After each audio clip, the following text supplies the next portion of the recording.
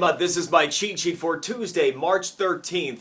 The real rate of inflation. This is a little bit scary, I gotta be honest with you, but it's better to know what you're facing than to not, and to be able to plan for it, most importantly. So last year, I was telling you that the real rate of inflation, not the government number that made it look like it was less than 2% because, well, they exclude food and energy because we all know that we don't need or use energy. Anyway, when you include food and energy, the real run of inflation right now, get this, it's a scary 8.1%, increasing from the 6.7% rate of inflation last year. Now let me put this to you a completely different way. This isn't increasing from 6.7% to 8.1%.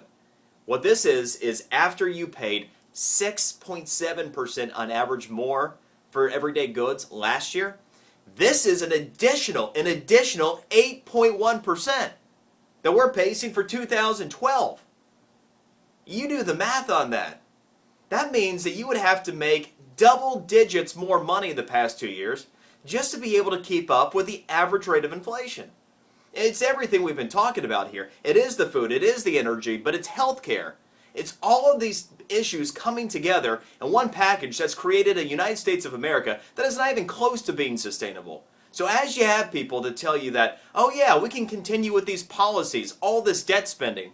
Look, I know a lot of these financial matters are very confusing to understand, but this is why you don't spend money you don't have.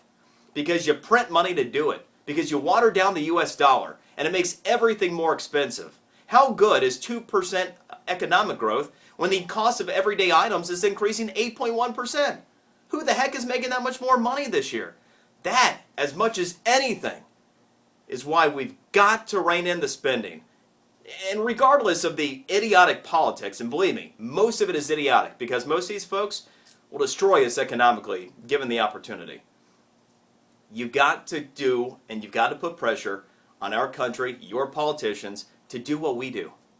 Balance a checkbook. Don't spend money you don't have. Because the real reason is, unless we get this thing under control now, this country will collapse on itself not from just its own debt. It'll collapse on itself because we can't afford things anymore. I mean, you literally are creating a two-class system. Those who can afford stuff at double-digit increases over the course of 2 years, and then everybody else. That's not the country that any of us want to live in.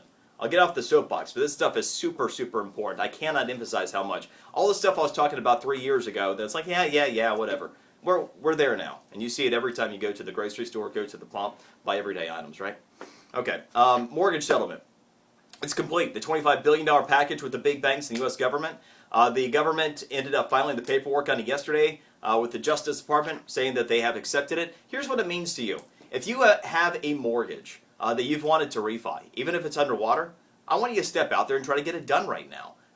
A lot of the banks are going to try to settle up the problems of old and be able to look towards the future. The settlement was kind of that whole idea to kind of start with a clean slate. Here's what we did wrong. Here's our liability. Let's take care of these problems. Let's move forward. So get in touch with your bank. If you've wanted to refi, you haven't been able to. If you feel like you were wronged in the past, and see if you're eligible for any of the new considerations. And part of the package as well is if you did have a home that was foreclosed and you are a victim of the whole robo-signing deal during the course of 2009 and 2010, there are $2,000 one-time payments that could be coming your way for folks that were negatively impacted by that entire situation.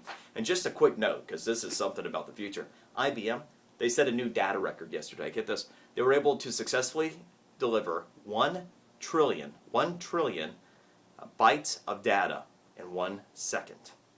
It's going to be a very fast world we live in the future. That's a cheat sheet for today. Enjoy yours. We'll see you tomorrow.